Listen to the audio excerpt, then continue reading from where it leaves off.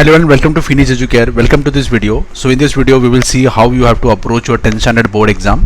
So 10th standard board exam कैसे आपको approach करना है, उसके लिए कैसे तैयारी आपकी हो गई है, तो उसके कैसे एग्जाम देना है उसके बारे में बात करेंगे. So first of all treat your board exam just like your normal school exam. So school exam जैसे नॉर्मल अपना होता है, सेमिस्टर एग्जाम होता है, जो प्रीलिम का आपका एग्जाम हुआ होगा, वैसे ही बोर्ड के एग्जाम को ट्रीट करना है. तो आपको ज़्यादा टेंशन नहीं रहेगा और फ्रीली आप एग्जाम लिख सकते हो. सो नॉर्मल जैसा आपको स्कूल एग्जाम होता है वैसे ही बोर्ड एग्जाम को ट्रीट करना है. वही सब चीज़ें आने वाली है, जैसे आपके प्रीलिम में जो सिलेबस था वही आने वाला है बोर्ड में, तो उसमें कुछ अलग होगा ऐसा कुछ सोचने का जरूरत नहीं है. सो नॉर्मल स्कूल एग्जाम जैसा ट्रीट करो. Next is get enough sleep the night before the exam. कि रात भर पढ़ते मत बैठो एग्जाम के एक दिन पहले. तो उससे क्या होगा, आपने तो पढ़ लिया रात को, ठीक है, लेकिन नेक्स्ट डे जब एग्जाम होगा तभी आप अलर्ट नहीं रहोगे, तभी आपको नींद आएगी. तो एग्जाम का जितना 2-3 घंटा होता है उसमें आपको अलर्ट रहना चाहिए. जितना आप अलर्ट रहोगे उतना आप अच्छे से आंसर लिख पाओगे, अच्छे से एग्जाम, अच्छे से पेपर सॉल्व करोगे. तो ज़्यादा से ज़्यादा 6 घंटा, कम से कम 6 घंटा तो सोने का कोशिश करो. तो जितना आप अच्छे से अच्छा नींद होगी आपकी, उतना आप पेपर अच्छे से लिखोगे. ठीक है, पूरा रात भर पढ़ के आप एग्जाम नहीं लिखोगे अच्छे से तो कुछ फायदा नहीं है. Arrive early at exam centre. तो आप सबको तो एग्जाम सेंटर आपके पता चल गए होंगे, लेकिन एग्जाम सेंटर पे जो टाइम दिया जाता है उसके पहले आपको पहुंचना है. तो उससे क्या होता है कि जब भी एग्जाम सेंटर पे आप जाते हो तो बहुत सारे बच्चे वहाँ आएंगे, कौन अलग अलग क्लासेस में अलग अलग बच्चों का एग्जाम सीट होगा, वहाँ उनको सीट नंबर जहाँ लिखा रहेगा. तो अगर आप टाइम पे नहीं पहुंचे तो क्या होगा, आपको ढूंढना पड़ेगा, गड़बड़ हो जाएगी आपकी और एग्जाम पे आप अच्छे से कॉन्सेंट्रेट नहीं कर पाओगे. तो उससे अच्छा जल्दी पहुंचो, टाइम के पहले पहुंचो, या जो टाइम दिया है उसे फॉलो करो.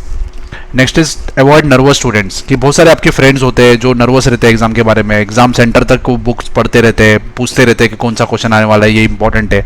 ऐसे लोगों को अवॉइड करो. जितना आपका प्रिपरेशन हुआ है उसके हिसाब से रहो. अगर कुछ स्टूडेंट्स आपको हेल्प करने वाले हैं, जो हेल्पफुल है, आपको हेल्प करेंगे, उनके साथ रहो. लेकिन जो ऐसे नर्वस होते हैं कि बहुत सारे क्वेश्चन पूछते रहते हैं, ऐसे लोगों से अवॉइड करो, ऐसे लोगों के साथ मत रहो. नहीं तो क्या होगा, आपको भी डर लगेगा, आप भी नर्वस हो जाओगे एग्जाम के लिए. तो ऐसे लोगों के साथ मत रहो. अगर आपका अच्छा बेस्ट फ्रेंड भी रहेगा तो ऐसे लोगों के साथ मत रहो एग्जाम के टाइम. उसके बाद एग्जाम के बाद उनसे मिल सकते हो. Bring necessary materials. जो भी नेसेसरी मटेरियल्स एग्जाम के लिए, जैसे हॉल टिकट है, बाकी पेन है, जो भी है आपके पास, वो आपके पास पहले से ही अवेलेबल होना चाहिए. एग्जाम के टाइम किसी से मांगने की जरूरत नहीं है. तो पहले ही एग्जाम पे जाने से एक दिन पहले, एक रात पहले सब चेक कर लो कि आपके बैग में सब कुछ है और पहले ही रख लो. ठीक है, पानी का बोतल भी आप आपका खुद का कैरी करो. तो नेसेसरी आइटम आपका खुद का कैरी करो. पेन होगा तो 1-2-3 एक्स्ट्रा पेन आपके पास होना चाहिए. पेंसिल भी 1-2 एक्स्ट्रा होना चाहिए. आपकी स्केल आपके पास, रूलर भी आपका खुद का होना चाहिए. जो भी सब चीज़ें आपकी खुद की होनी चाहिए, नहीं तो आपको मांगने की जरूरत नहीं है. Time management.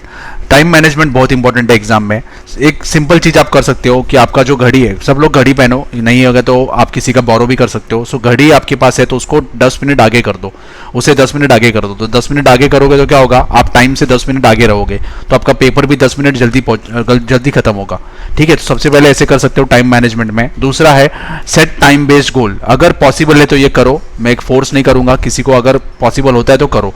Time based goal मतलब क्या होता है कि चलो पेपर है आपके पास, हम एग्जांपल लेते हैं ज्योग्राफी का पेपर है, तो ज्योग्राफी के पेपर में आपको पता होता है कि अगर आपने प्रीलिम एग्जाम ठीक से दिया होगा तो आपको पता होगा कि ये पेपर आपको सॉल्व करने के लिए कितना टाइम लगेगा, या मराठी पेपर आपको सॉल्व करने के लिए कितना टाइम लगेगा.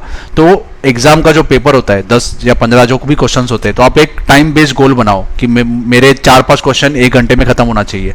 उसके बाद 5 क्वेश्चंस 2 घंटे में खत्म होना चाहिए. उसके बाद जो बचे हुए क्वेश्चन से 3 घंटे में खत्म होना चाहिए. अगर आपके पास टाइम बेस्ड गोल रहेगा तो आप ट्रैक कर पाओगे.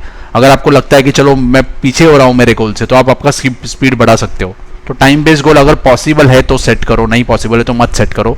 आप इसमें एग्जाम में आपको प्रॉब्लम आ जाएगी. अगर पॉसिबल है तो आप सेट करो. टाइम मैनेजमेंट बहुत इंपॉर्टेंट है, नहीं तो क्या होगा, आपको क्वेश्चन आता भी है लेकिन आप लिख नहीं पाओगे, छूट जाएगा आपका.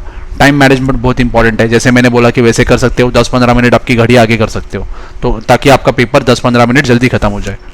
उसके बाद है read the questions carefully. Questions को केयरफुली रीड करना बहुत इंपॉर्टेंट है. नहीं तो क्या होगा, आप फटाफट रीड करोगे, गलत क्वेश्चन को गलत तरीके से समझ लोगे और गलत आंसर लिखोगे. तो क्वेश्चन को रीड करना बहुत इंपॉर्टेंट है. क्वेश्चन को रीड सही तरीके से करो, नहीं तो क्या होगा, आप गलत, जैसे मैंने बोला कि गलत आंसर आप लिख दोगे. Next is solve easy questions first. कि जो बच्चे को लगता है कि चलो मैं पास नहीं होऊंगा, या कुछ प्रॉब्लम आपको लग रहा है कि नहीं हो जाएंगे, तो क्या करो, सिंपल आप क्वेश्चन पेपर को पूरा पढ़ लो, और अगर टीचर परमिशन आपको देती है तो आप क्या करो, जो इजी क्वेश्चन है उसको मार्क कर लो, पहले ही मार्क कर लो. एक पेपर देखो, नेगेटिव थिंग भी होता है उसका पेपर पूरा रीड करने का. अगर आपकी पढ़ाई नहीं हुई तो आप पहले ही टेंशन में आ जाओगे कि अरे यार मेरे को कुछ नहीं आता है, पेपर पूरा हार्ड है। लेकिन अच्छी चीज़ भी होती है कि आपको पता चलेगा कि चलो इतने इतने क्वेश्चंस मुझे आते हैं, तो आपको एक कॉन्फिडेंस आएगा कि चलो इतने इतने क्वेश्चंस के आंसर मैं लिखूंगा तो पास हो जाऊंगा। तो आपके ऊपर है। तो पहले जैसे मैंने बोला कि इजी इजी क्वेश्चंस को मार्क कर लो, अगर टीचर परमिशन देती है तो, जो भी अब वहाँ का जो सुपरवाइजर होता है वो अगर परमिशन देता है तो, नहीं परमिशन देता है तो मत मार्क करो, ठीक है। तो आपको मार्क करोगे तो आपको एक आइडिया आएगा कि इतने इतने क्वेश्चंस मेरे हो सकते हैं, इतने इतने क्वेश्चंस इजी है तो मैं पास तो हो जाऊंगा, ठीक है। तो ऐसे इजी क्वेश्चंस को पहले सॉल्व करने का कोशिश करो, डिफिकल्ट क्वेश्चंस बाद में अटेम्प्ट करो। पहले जिनको लग रहा है कि वो प्रॉब्लम में है, पास नहीं होंगे, तो पहले पासिंग मार्क्स तक तो स्कोर करने का कोशिश करो, उसके बाद हार्ड क्वेश्चंस के ऊपर जाओ, ठीक है। Try to attempt entire paper, पूरा पेपर अटेम्प्ट करने का कोशिश करो। अगर आपको आंसर नहीं भी आता है, एमसीक्यू में आंसर नहीं भी आता है, फिर भी लिखो, गेस करने का कोशिश करो, ताकि गेस आपका सही हो जाएगा तो आप पास हो जाओगे। तो try to attempt entire paper, पूरा पेपर अटेम्प्ट करने का कोशिश करो। जितना ज़्यादा लिखोगे उतना आपको ज़्यादा चांस मिलेगा, ज़्यादा मार्क्स स्कोर करने का चांस होगा, ठीक है। जिनका पास होने की प्रॉब्लम है तो पूरा का पूरा पेपर अटेम्प्ट करने का कोशिश करो। रिवाइज योर आंसर्स, आंसर्स को आपको रिवाइज करना है। मतलब क्या, अगर आपका पूरा पेपर हो गया, आपके पास कुछ टाइम बचा है, तो पेपर वापस एक बार चेक करो, आपने जो जो आंसर लिखा है वो एक बार रिवाइज करो, देखो, पढ़ो। कभी कभी क्या होता है, हम गलत आंसर लिख देते हैं, बाद में आपको याद आता है कि नहीं ये सही आंसर तो दूसरा ही है, तो आप दूसरा आंसर उसमें करेक्ट कर सकते हो। तो पेपर रीड करो वापस, ठीक है। डिस्कशन मत करो बोर्ड पे, पेपर हॉल, एग्जाम हॉल में डिस्कशन मत करो, सिर्फ आंसर्स आपके खुद के पढ़ो, ठीक है। कुछ पॉइंट्स अगर आपने कम लिखा है तो आप उसमें ऐड कर सकते हो। कभी कभी आप क्या करते हो, कोई क्वेश्चन को स्किप कर देते हो कि बाद में लिखूंगा, तो उसको बाद में अटेम्प्ट कर सकते हो। तो रिवाइज करो आपके आंसर्स को, आपके पेपर को। Don't discuss the question paper after the exam is over. बहुत सारे बच्चों को गंदी आदत होती है कि एग्जाम खत्म होने के बाद पेपर डिस्कस करते रहते हैं कि ये यार ये क्वेश्चन ईजी था, ये क्वेश्चन यहाँ से आया था, वैसे आया था। ऐसे डिस्कशन में मत पढ़ो। आपने एग्जाम दे दिया, मतलब खत्म हो गया। अब पेपर डिस्कस करके आपके मार्क्स तो नहीं बढ़ने वाले, ठीक है। तो उससे ज़्यादा तो आपको टेंशन ही आएगा। तो नेक्स्ट पेपर के ऊपर फोकस करो। जैसे देखो, आपको पता है कि मैथ्स के 2 पेपर होते हैं, साइंस के होते हैं, या फिर हिस्ट्री ज्योग्राफी है, तो आपको लगता है कि चलो एक पेपर में आपको डिफिकल्टी हो रही है, एक पेपर आपका हार्ड जा रहा है, तो आप क्या कर सकते हो कि नेक्स्ट पेपर में आप उसको ज़्यादा कंपेंसेट करने की कोशिश कर सकते हो। अगर आपका हिस्ट्री हार जा रहा है, आपको लगता है कि हिस्ट्री में फेल हो जाऊंगा, तो डिस्कस करते मत बैठो हिस्ट्री के बारे में, नेक्स्ट पेपर के ऊपर फोकस करो। ज्योग्राफी आएगा या नेक्स्ट पेपर जो भी है उसके ऊपर फोकस करो, उसमें ज़्यादा से ज़्यादा मार्क्स स्कोर करने का कोशिश करो। और पहला पेपर आपका हार जाता है, बहुत, मेरा एक दोस्त था उसने ऐसे किया था कि चलो उसका फर्स्ट पेपर हार गया, तो उसने क्या कर दिया, आगे का एग्जाम ही दिया नहीं, तो उसके वजह से क्या हुआ, 12th पास ही हुआ नहीं। तो ऐसे नहीं करना है। अगर उसने एग्जाम दिया होता आगे का तो वो पास हो जाता था, क्योंकि स्कूल से या जो कॉलेज था उसमें से उसको इंटरनल मार्क्स अच्छे मिले थे, तो कुछ ना कुछ अगर लिखता तो वो पास तो हो जाता था उस सब्जेक्ट में। तो ऐसे नहीं करना है। तो क्या करना है, पूरा पेपर आपको देना है, पूरे पेपर आपको देना है। और एक पेपर आपका डिफिकल्ट जाता है तो उसे भूल जाओ, नेक्स्ट पेपर के ऊपर फोकस करो और नेक्स्ट पेपर अच्छे से स्कोर करने का कोशिश करो, ठीक है। Remember 10th standard is not the end. 10th standard ये एंड नहीं है, तो ज़्यादा टेंशन लेने का ज़रूरत नहीं है कि 10th स्टैंडर्ड में फेल हो जाओगे या स्कोर कम होगा तो कुछ प्रॉब्लम होने वाला है, ऐसा कुछ नहीं है। It is not the end. तो ये आपके रिजल्ट्स के बारे में ज़्यादा मत सोचो।